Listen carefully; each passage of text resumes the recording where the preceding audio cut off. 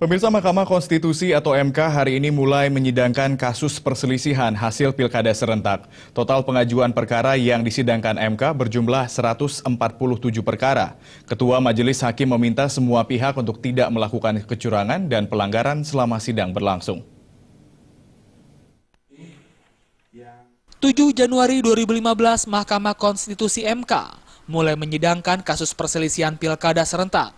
147 perkara sudah diterima MK untuk disidangkan. 147 perkara yang masuk ke MK dibagi 3 panel persidangan. Dengan pembagian, panel pertama berjumlah 53 perkara yang disidangkan dan dipimpin oleh Hakim Arief Hidayat.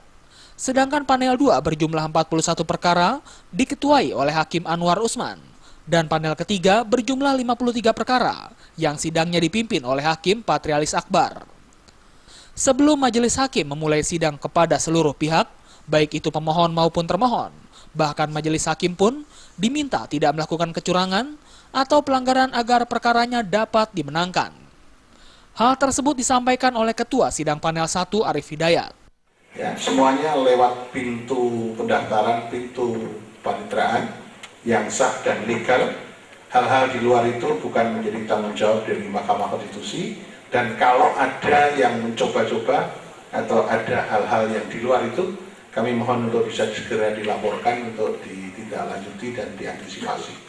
Jadi kita harus bersama-sama menjaga bahwa proses penyelesaian sengketa ini berjalan sebagaimana sesuai dengan peraturan perundangan yang berlaku. Tidak ada hal-hal yang di luar itu, ya. Mohon pengertiannya. Sidang perselisihan hasil pilkada akan dilaksanakan selama 45 hari kerja, dimulai 7 Januari hingga 7 Maret 2016. Setelah semua tahapan di MK selesai, barulah pasangan calon terpilih akan ditetapkan oleh KPU.